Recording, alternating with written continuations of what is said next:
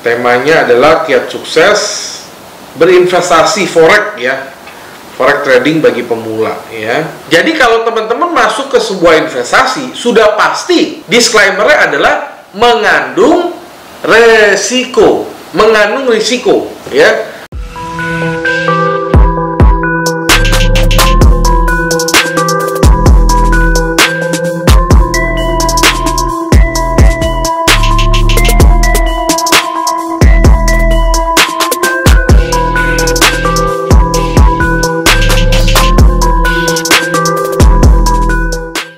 Nah, setelah kita pelajari fitur-fiturnya dari demo trading ya, lalu kita harus bisa mempunyai strategi ya. Bagaimana strategi kita ya?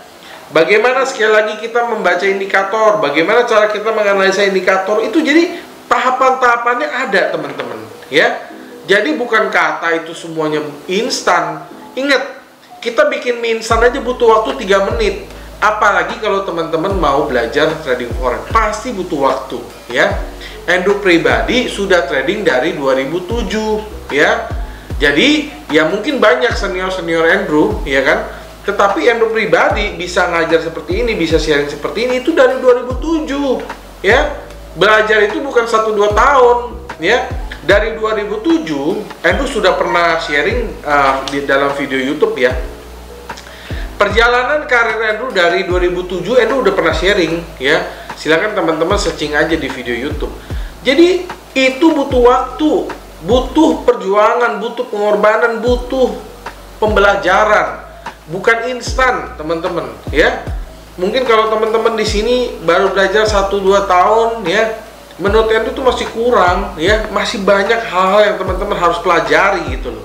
Ya, tapi buat senior-senior Andrew yang mungkin lebih lama ya, Andrew yakin mereka sudah lebih paham juga ya, tapi mungkin mereka nggak kayak expose. Tapi kalau Andrew kan memang Andrew punya passion untuk sharing ya, Andrew punya passion untuk training gitu ya, makanya judul dari YouTube ini adalah Profit Training gitu ya. Oke, jadi kita lanjut ya teman-teman. Ingat ya, jangan mudah menyerah dan butuh waktu teman-teman. Nah, untuk mendapatkan keuntungan pada trading ini tentunya harus memahami beberapa trik dan tips. Oleh karena itu, berikut ini adalah beberapa hal yang teman-teman harus perhatikan jika ingin sukses investasi forex ya, teman-teman ya. Nah, yang pertama, ini hal basic ya apabila teman-teman baru saja masuk ke dalam dunia forex ya. Yang pertama nih ya, jadi teman-teman harus bisa memilih dan menganalisa ya broker forex ya. Artinya apa? Broker ini adalah sebagai perantara ya, perantara kita ya, antara klien ya, antara kita dengan market ya. Jadi kita itu harus trading lewat perantara yang disebut dengan pialang atau broker ya. Jadi hal pertama yang dapat teman-teman lakukan supaya sukses dalam forex trading yaitu menganalisa calon broker. Jadi broker itu ya yang baik adalah ya, ingat. Jadi kalau broker yang baik itu adalah kita yang harus pilih, bukan broker yang pilih kita ya. Jangan sampai, maksudnya definisi broker pilih kita itu apa ya? Jangan sampai teman-teman ini masuk forex ya, masuk ke dunia trading karena diiming-imingi oleh marketing broker. Nah, itu paling penting ya. Ingat, jangan sampai teman-teman itu masuk ke dunia forex karena diiming-imingi oleh marketing forex. Karena kalau marketing forex tujuannya adalah jualan ya. Kalau dia tujuannya jualan, pasti ngomong bagusnya doang. Betul kan?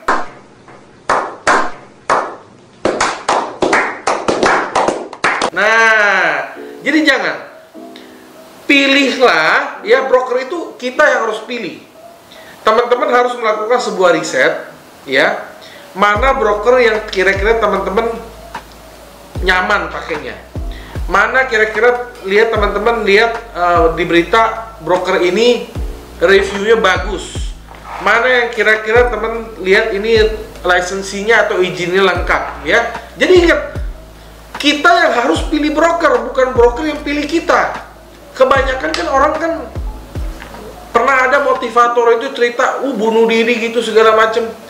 Itu kan karena dia dipilih broker, dia ya ditawar-tawarin oleh marketing broker itu, ya, akhirnya mungkin oknum, ya, artinya apa, dia salah jalan gitu loh. Nah, jadi dalam video ini, ya, Andrew tegaskan kita yang harus memilih broker, bukan broker yang memilih kita.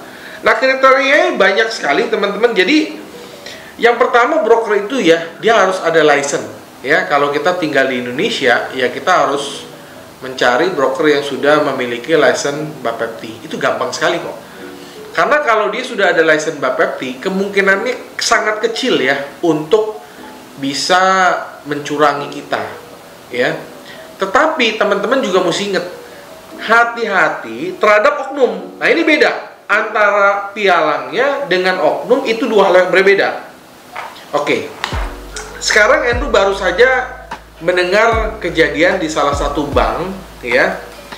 Ada salah satu, ya, ini baru kejadian, tapi sekali lagi Andrew nggak berani sebut merek, ya. Ada salah satu, ya, dia deposito, ada salah satu orang dia deposito di salah satu bank, ya, terkenal, ya, di Makassar, ya. Dia deposito 65M atau berapa, pokoknya miliaran, ya, tapi nggak bisa dicairkan atau tidak terdeteksi. Rupanya usut punya usut, ya, rupanya ini oknum yang bermain. Nah, itulah, ya, sama seperti masuk ke dunia forex. Kalau teman-teman masuk ke dunia forex, hati-hati terhadap oknumnya. Bukan kita, kalau itu sudah dia under Bapepti, saya rasa, Andrew rasa itu sudah sangat safety, karena kan diawasi pemerintah. Tetapi yang teman-teman mesti hati-hati adalah oknumnya, ya, sekali lagi oknumnya, ya. Ingat, marketing itu tujuannya adalah menjual. Dia ingin bagaimana kalian menjadi klien.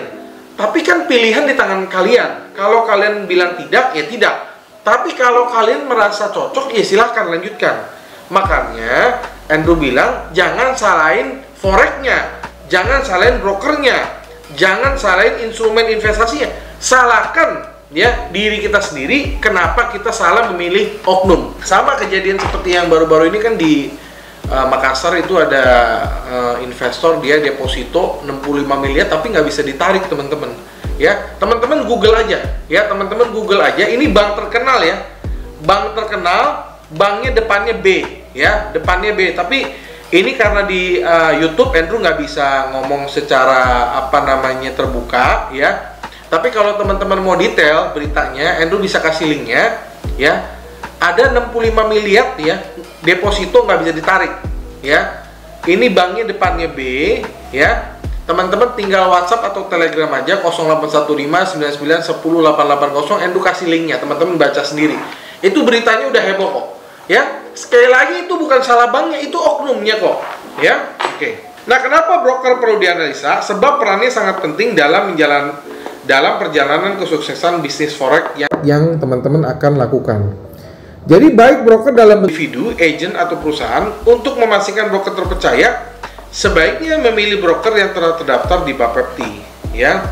Broker yang sudah terdaftar di Bapepti tidak akan berani berbuat tidak benar karena mereka juga diawasi oleh government atau pemerintah. Selain terdaftar pada badan resmi, amati calon broker melalui internet, pastikan mereka aktif dan kooperatif, yang pasti harus punya kantor di Indonesia.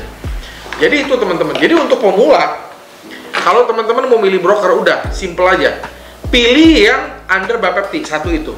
Kalau dia under Bapepti, artinya dia sudah memenuhi regulasi Bapepti. Yang pertama, pasti dia punya kantor di Indonesia. Yang kedua, untuk menjadi anggota Bapepti, dia harus ada setoran modal awal, ya, yang jumlahnya itu nggak kecil, itu miliaran, teman-teman, ya.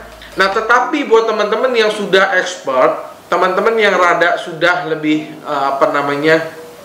lebih maju, lebih pinter gitu, ya. Nah, teman-teman boleh pakai broker luar, ya.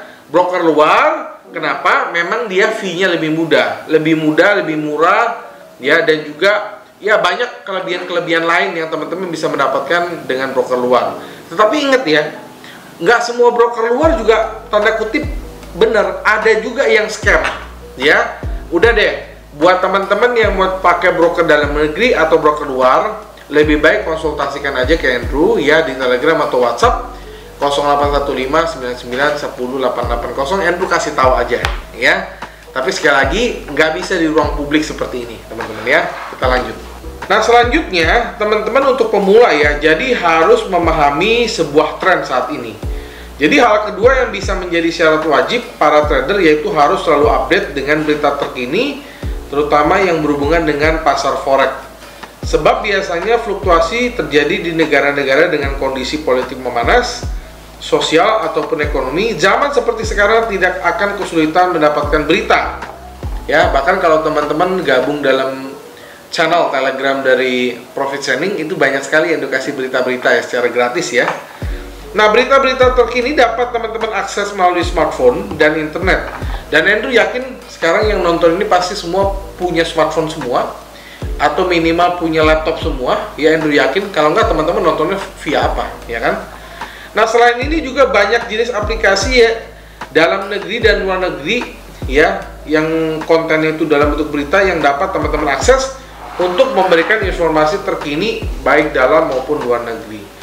Jadi teman-teman ya, setelah teman-teman memilih broker, teman-teman harus rajin baca berita ya. Zaman sekarang baca berita nggak susah kok ya. Kalau zaman dulu kita baca berita mesti pakai koran ya. Sekarang kalau teman-teman mau baca berita pakai HP aja udah bisa gitu ya. Atau TV ya. TV itu ada berita forex kok ya. Ada berita forex, teman-teman masih nggak punya TV, dengerin radio aja. Dengerin radio itu udah ada berita forex. Jadi forex itu adalah market dunia kok, market global.